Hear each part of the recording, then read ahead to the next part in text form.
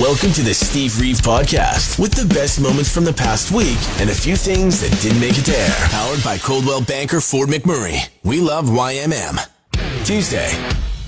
Yeah, Prime Minister singing some Queen, I guess, for the Queen. Video being shared just yesterday and already, millions. No, not like 4.1 billion people watching the funeral itself, but still millions seeing JT singing his heart out, I guess, for some reason. And a lot of people have a lot of bad things to say about it. Honestly, watching the video, I went, okay. I might have not done it the same way myself, for sure. I don't know. It just feels a little weird to sing Queen while we're trying to say goodbye to the Queen. But at the same time, as far as embarrassing or downright infuriating Justin Trudeau moments, I don't know if it's really in the top 10. You know what I mean? I don't know if it ranks that high up there.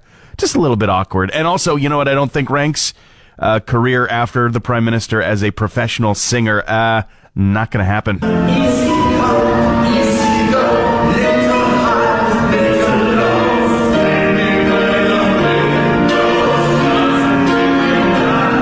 well, there is a gong at the end of that song after all. Maybe they should have just sounded it a little sooner. Yeah, not for the faint or squeamish, this story. You're on 100.5 Cruise FM. I got a new tattoo while I was away. I got a redo on one that I got 10 years ago, and it was looking quite faded, and artist was bugging me to be like, come on, dude, don't let my artwork look like that. So I came back in. I'm down for it, and, have had the tattoo experience before, obviously. It is never not painful. And the redo is not quite done either, because I had to tap out after hours because I was feeling like hamburger, right? It's never not painful. But the healing process this time hasn't been painful at all because my mind is blown.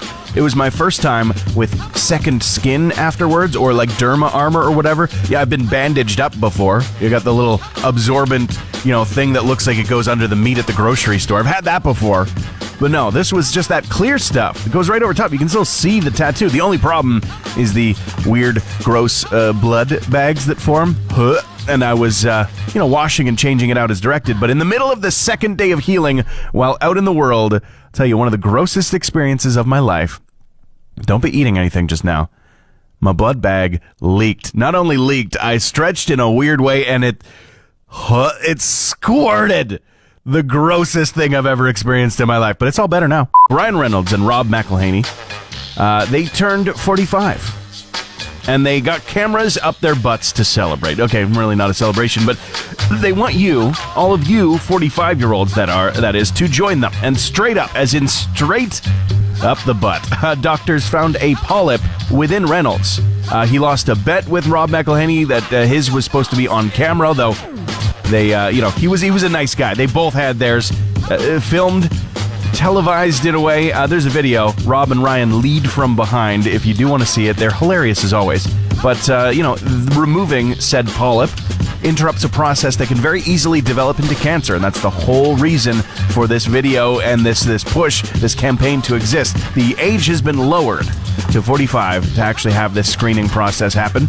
And in Rob McElhenney, they found 3. So they say the hardest part of the whole procedure is the strict diet the week before, which is why I'll be spending the next 10 years in mental preparation for mine. You're listening to the Steve Reeve Podcast from 100.5 Cruise FM. Time for a couple of music news headlines.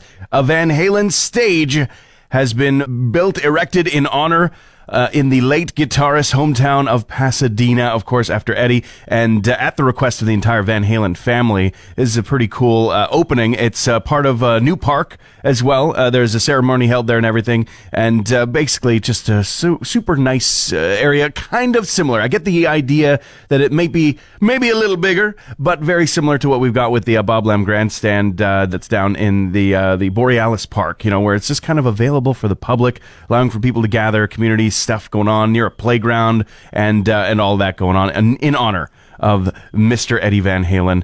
And 50 years ago, when in that very city where the band was formed. Also, Gene Simmons in the news saying he doesn't have many people in his life. No friends, he says. Well, I mean, other than Paul Stanley, his co-founder, they basically only get together to do stuff for the band anyway. So is that a work friend? Is that a friend? He's 73 years old, and he was speaking to Goldmine magazine for an issue that's going to be coming out in the very near future about the ongoing end-of-the-road tour that they're using to say farewell, saying they're no longer going to be making music and making the touring happen after this is done, though they do seem to keep adding dates ad infinitum. Maybe afterwards, maybe he'll have time to have some friends, but he does say that even though he does feel closer to Paul than anyone else in his life, that it's just because he's interested in doing what he's wanting to do and not interested in doing what other people want to do. So maybe he doesn't want friends. Maybe that's just the bottom line of the headline. But did you know, because I didn't before today, vulture bees are a thing in the world, and they make meat honey.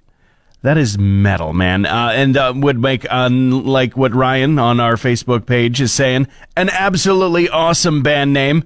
He says it's a terrible band name. I don't know. I think we'd agree to disagree on that one. But vulture bees, apparently this is a fairly new discovery. The genus of these bees, this triple species or several species genus, discovered in like 1992.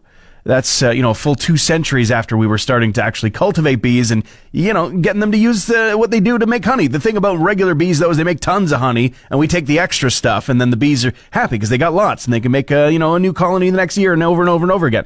But with meat honey, no, these vulture bees, they barely make enough for them. So we're not harvesting this stuff. We're not spreading it on our steak or anything like that. That's not how it works. Apparently really gross, too, and not really great for your tummy. Your little tum-tum likes regular honey, or flower honey versus meat honey. It just sounds so metal, right? At least it does to me. They kind of look scary, too, although they're apparently less scary than the regular average bee. They don't have stingers. They're just kind of red-colored. And also, they don't eat, like, meat. They eat dead stuff. That is the most metal thing I ever heard in my whole life. High five. Wednesday. A staple of the video game world since the very first games on a computer with a keyboard and mouse, Grand Theft Auto. It's been around. It's just been around forever. And now, over the weekend, you might have seen Grand Theft Auto 6. There were leaks, hundreds of photos and some videos made it to the internet well before they should have. Rockstar Games scrambling to say it's not finished. And you know what some on the internet don't seem to get is it was leaked. If it was leaked at all, it wasn't finished, right? We got to see something before we were meant to, and before it was prepped, ready, polished. These leaks, no good for the gaming industry. Just the worst for both the industry and the consumers of it, really. Just it's a no-win scenario where lasting impressions of a project are solidified months, maybe even years before it actually comes out. These things take so much time. I prefer to wait until a game actually comes out to see how terrible it looks and plays. Like the Grand Theft Auto trilogy that they put out prior. The dairy farmers of Ontario are spilling some milk onto the Toronto Maple Leafs jerseys for this season and apparently beyond. Multi-year deal. It's the first for the franchise, selling some real estate, some prime real estate on the game-worn jerseys. And the design is simple, actually. I don't mind it. Looking at it, it kind of looks like it fits. No bygone rhetorical questions of the marketing campaigns from the 90s. Got milk? How many scantily clad women and milk mustaches did we see back in that era? No. No prominent logos, no major call to action. Just a reminder, a simple word, milk. It exists. Maybe have some. Nice. I appreciate that. And hey, it's not like the space has been needed for a Stanley Cup final patch lately. Let's be honest. Hey, Alexa, play the Steve Reeve podcast. Metallica is going to be doing a third Helping Hands benefit concert in Los Angeles just later on this year, and big auction ahead of it as well. All proceeds helping out with their charity, All Within My Hands, and that's going to be at the Microsoft Theater December 16th with special guests. Unannounced as of yet, special guests, but tickets are going to be going on sale. If you're even available to make it that far away, hopefully there is a live stream version that we can get access to. Smashing Pumpkins have just put out a brand new single called Beguiled, and they say that they are putting out a rock opera called Atum, A-T-U-M, and it will be in 3 parts. 3 parts. They're saying, Billy Corgan specifically, there's a lot of people who believe less is more these days. I'm on the opposite side, so get ready for a lot of Smashing Pumpkins, though fans of the 90s era of the band have had some mixed reviews of the new single. You can absolutely take a look online and listen for yourself. Form your own opinion. Garbage in the news as well because of a new anthology compilation. They're announcing that spanning the 3 decades of creative work with 35 songs available next month. It's going to be coming out on October 28th. Pre-orders, of course, already available. Save it on your streaming services. But specifically from Shirley Manson, she says this anthology is a testimony to almost 3 decades of creative work together, our collective tenacity, and our terrifying ability as a group to withstand ritual humiliation on a regular basis. Well, if you've got some money, there is something for sale on our local buy and sell, the local marketplace that is incredible. And if you really are in the market for something to get you around, a little A to B, this might be the thing to pick up. Talking a 2022 Lazy Boy on wheels. I don't know how they derived the number. I don't think there's too many different models of these throughout the years, but it is what it says. It's a go-kart frame, got a little engine on it and everything, and a Lazy Boy has been affixed to it where you can sit and use the controls. Even got a little trailer with a bench behind it so you can have some people join you for a little rip. Out for a rip, bud. Now, the seller is saying that they are looking to sell their Crazy Boy chair. Picked it up in Leduc a couple months ago. Plans have since changed, which begs the question, how? How have they changed? Give me details. All components are from Princess Auto, including the 212cc motor. Had it going 55 kilometers an hour on my way to the beer store at my camper. Comes with trailer, cooler, and LED bar for after-hours racing. It is a machine. It is an absolute beast. And it is, well, I mean, the asking price, I think, is just a little bit steep. Just a tiny bit. But still, make an offer, right? Make an offer. It has an LED bar for after-hours racing, all right? Hey, boss, can I have a couple $1,000s for something? No questions, please. Thursday. Some people are getting bored with a serving of all kinds of meats, cheeses, and other delectable, delicious things, crackers, spreads, etc. Some roast nuts in there. You get the idea. But now people are saying, no. Butterboard is the new charcuterie board, which, I mean, really just means butcher's block board, you know? So butterboard better than butcher board. It's the new better butter board. The butcher board is better now that it has butter. Something like that. But really what it is slapping butter down on a board and then putting some different flavors on there. I mean, it does look aesthetically pleasing. It does kind of look delicious, but it also does kind of look like someone let their kids play with some butter in the garden. You know what I mean? You're like, here's a stick. Go play, soften it up, get it all covered and stuff. And then they took it back inside the house and slapped it on a piece of wood and said, bon appetit. And in some cases, where there are like big chunks of fruit on the board, I can only imagine it is going to be difficult to actually access said food when you're hungry. It's buttery. It's going to be some slippery-ass fig on that board, and someone's getting a piece in their eye. Mark my words. God, I'm hungry. Steve Perry of Journey, former frontman of the group, is now looking to block his former bandmates from trademarking song titles. Specifically, Neil Sean and Jonathan Cain. He has accused them of committing fraud on the trademark office and has tried to get ahead of it. Of course, he was in front of the band from 1977 to 1998. Can be heard on almost all of their most, favored, most well-known songs. But he does not want the other trademark-associated individuals to be able to utilize some of the names of the songs that the band has made extremely popular. It's a complicated mess and obviously speaks to some personal inability to connect, some issues between the individuals themselves, but will have repercussions, at least ripple repercussions, on how they make their money and release music in the future. Speaking of releasing music in the future, Guns N' Roses have got their new Super Deluxe box set, putting Use Your Illusion 1 and 2 out as a fully remastered compilation with 63 unheard recordings on there. And it's going to be released November 11th.